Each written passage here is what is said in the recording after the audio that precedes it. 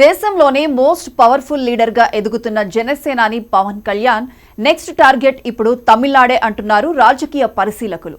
ఇప్పటికే మహారాష్ట్ర లాంటి చోట్ల దుమ్ము రేపిన పవన్ ను తమిళనాడు ఎన్నికల్లో బ్రహ్మాస్త్రంలా వాడుకోవాలని కాషాయ పెద్దలు భావిస్తున్నారట. దీనికి సంబంధించి ఇప్పటికే పవన్ ఈ మధ్య పలుమార్లు తమిళనాడులో పర్యటించారు.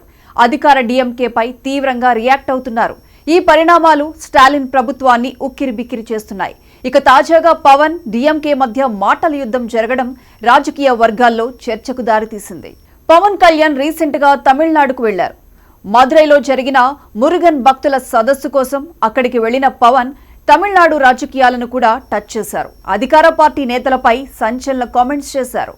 పవన్ వెళ్లిన సమావేశం మతపరమైందైనా అక్కడి అధికార డీఎంకేను విమర్శించడంపై దేశవ్యాప్తంగా చర్చ మొదలైంది. డీఎంకే మంత్రి ఉదయనిధి స్టాలిన్ గతంలో సనాతన ధర్మంపై చేసిన వ్యాఖ్యలను పరోక్షంగా ప్రస్తావిస్తూ పవన్ కళ్యాణ్ స్వరం పెంచారు. ఒక క్రైస్తవుడు తన మతాన్ని గౌరవించవచ్చు, ముస్లింలు కూడా వారి మతాన్ని గౌరవిస్తారు. అయితే ఒక హిందువు తన మతాన్ని గౌరవిస్తే మాత్రం ఎందుకు అభ్యంతరం అని ప్రశ్నించారు పవన్. ఈ వ్యాఖ్యలపై తాజాగా డీఎంకే కూడా స్పందించింది. పవన్ కళ్యాణ్ మతాన్ని రాజకీయంగా వాడుకుంటున్నారని, ఆయన తమిళనాడు రాజకీయాల్లో చిచ్చు పెడుతున్నారని విమర్శలు చేస్తున్నారు డీఎంకే నేతలు. పవన్ కళ్యాణ్ మదురైలో డీఎంకేపై చేసిన విమర్శలపై ఆ పార్టీకి చెందిన మంత్రి శేఖర్ బాబు ఘాటుగా స్పందించారు.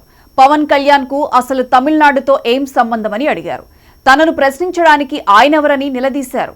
బీజేపీ మాయలో పడి మత రాజకీయాల్ని ప్రోత్సహించవద్దు అంటూ పవన్ కు హితవు పలికారు. తమ ప్రభుత్వం దేవాలయాల అభివృద్ధికి కట్టుబడి ఉందన్నారు. దీంతో పాటు వచ్చే ఏడాది జరిగే అసెంబ్లీ ఎన్నికల్లో చెన్నైలోని ఏదైనా నియోజకవర్గం నుంచి పోటీ చేసి గెలిచి చూపిస్తే అప్పుడు పవన్ కళ్యాణ్ మాటలు వింటామని మంత్రి శేఖర్ బాబు కామెంట్స్ చేశారు. వచ్చే ఏడాది తమిళనాడులో ఎన్నికలు జరగబోతున్నాయి. ఈలోపు పవన్ కళ్యాణ్ మరిన్ని సార్లు తమిళనాడులో పర్యటించబోతున్నట్లు తెలుస్తోంది.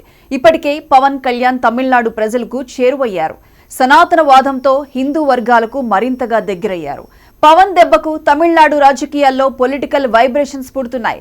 పవన్ కళ్యాణ్ మాటల వెనుక ఒక దీర్ఘకాలిక వ్యూహం ఉన్నట్లు రాజకీయ విశ్లేషకులు అంటున్నారు. ఆయన మాటలు కేవలం మతపరంగా కాదు, తమిళనాడు ఎన్నికల్లో హిందూ ఓటర్ల మద్దతు ఆకర్షించాలన్న ఉద్దేశం ఉన్నట్లు కనిపిస్తోందని అంటున్నారు. బీజేపీ వ్యూహ రచనలో భాగంగానే ఇదంతా జరుగుతోందని అంటున్నారు. ఈసారి తమిళనాడు ఎన్నికల ప్రచారంలో పవన్ విస్తృతంగా పాల్గొనే అవకాశం ఉంది. ఇప్పటికే తమిళనాడు రాజకీయాల్లో పవన్ జోక్యం పెరిగింది. సనాతన ధర్మంపై గతంలో తమిళనాడు డిప్యూటీ సీఎం ఉదయనిధి స్టాలిన్ ను టార్గెట్ చేసిన పవన్ అన్నాడీఎంకేకి మద్దతు ప్రకటించిన సంగతి తెలిసిందే. డీఎంకేకు బద్ధశత్రువైన అన్నాడీఎంకేను గతంలో పవన్ ఎంతలా అభినందిస్తూ ట్వీట్లు వేశారో ప్రత్యేకించి చెప్పనక్కర్లేదు. ఇక తమిళనాడు ఎన్నికలకు సంబంధించి పవన్ ఎన్డీఏ తరపున విస్తృతంగా ఎన్నికల ప్రచారం చేసే అవకాశం కనిపిస్తోంది. తమిళనాడులో తెలుగువారు చాలా పెద్ద సంఖ్యలో ఉన్నారు. ముఖ్యంగా బోర్డర్ నియోజకవర్గాల్లో తెలుగు జనం లక్షల్లో ఉన్నారు. వాటిని టార్గెట్ చేసి పవన్ ప్రచారం చేసే అవకాశాలున్నాయి. సీఎం స్టాలిన్ కు, ఆయన కుమారుడైన ఉదయనిధి స్టాలిన్ కు చుక్కలు చూపించాలని డిసైడ్ అయిన బీజేపీ అధిష్టానం ప్రచారానికి పవన్ కళ్యాణ్ ను రంగంలోకి దింపాలని చూస్తోంది. ఈ గ్యాప్ లో పవన్ కూడా తమిళ రాజకీయాలపై రెగ్యులర్ గా కామెంట్స్ చేయడం, అలాగే వీలైనన్ని ఎక్కువ సార్లు తమిళనాడులో పర్యటిస్తూ పొలిటికల్ హీట్ పెంచడం ఖాయంగా కనిపిస్తోందని రాజకీయ పరిశీలకులు అంటున్నారు.